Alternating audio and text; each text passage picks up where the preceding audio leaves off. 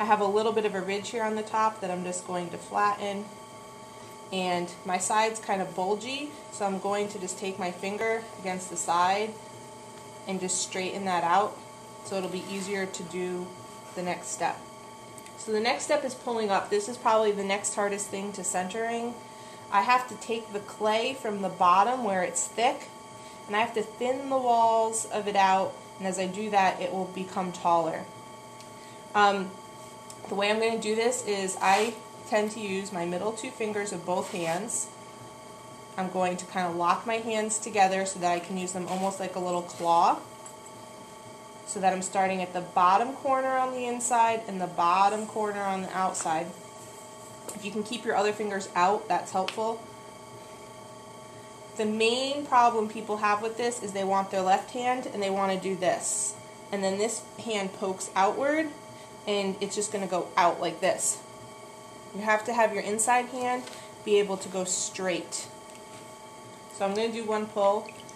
I'm going to squeeze and stay at the bottom. So notice I'm staying at the bottom, staying at the bottom, I'm squeezing lightly, squeezing lightly, squeezing lightly. You can see now that I've created a little ridge at the bottom.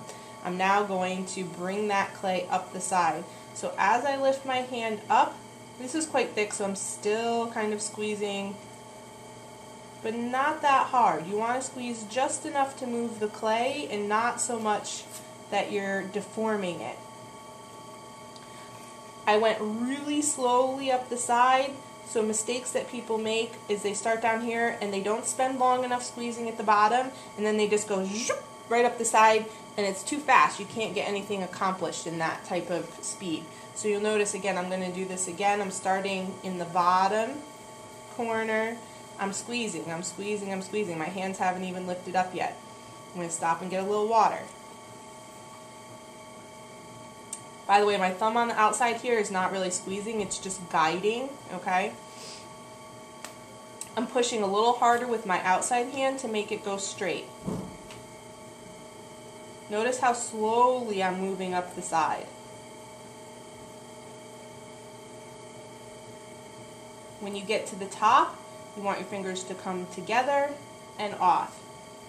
A lot of times at the top, people have a problem because as they're coming up, their fingers get misaligned from each other, so that one is further in front of the other, and then they get to the top and you go like this and you'll bend the rim.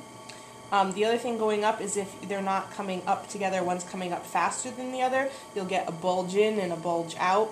Okay, so it's really important that your fingers come up the side together. A lot of times people say to me, well, how tall does it have to be? The height of it is really determined by whether or not you've thinned the clay out enough, okay?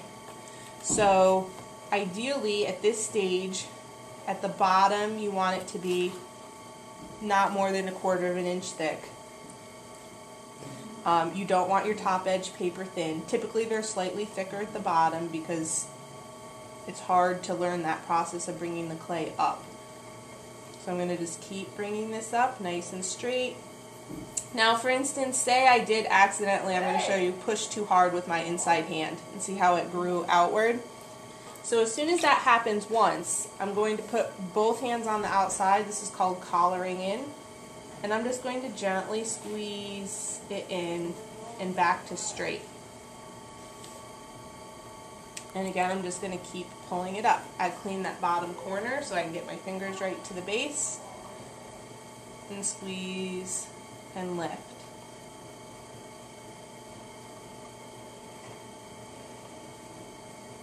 If at any time you're coming up the side and things start to feel kind of wonky and your fingers are dragging, stop and get water, take your hands off, come back to it. You're not committed to going from the bottom to the top all in one pull.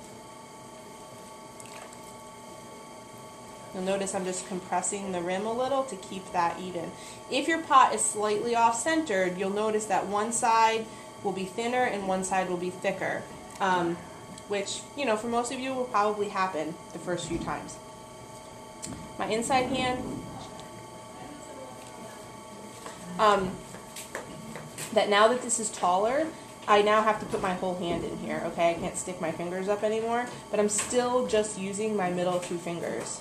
And again, I have to get this arm up a little, but notice I'm not poking, I'm keeping it so I'm using the side of my finger.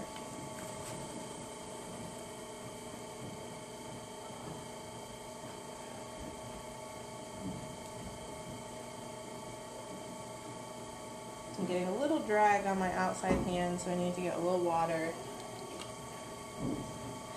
Sometimes it's helpful to just squeeze. I also have some water in the bottom that I want to soak up.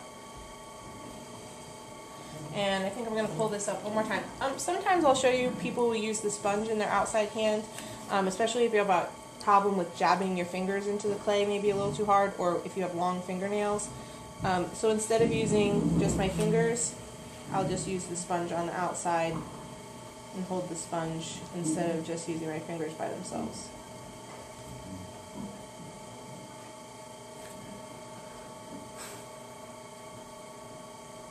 Okay. Most of you, for your first time, even if you're using 1.5 to 2 pounds of clay, you probably won't get something quite this tall because you'll lose some clay in the centering process.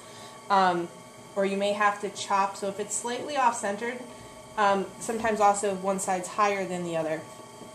So if that happens, we can trim the rim, and I'll show you how it's done. I'm going to take a needle tool, and I will help you with this the first time, and I'm going to hold my hands extremely still, and I'm just going to poke straight through the clay, and then lift it off.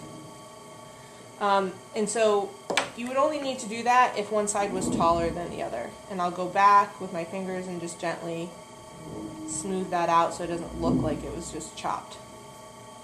If this was my first cylinder I made, this would be done. I would stop the wheel, I would remove it from the wheel, which I'll show you in a minute.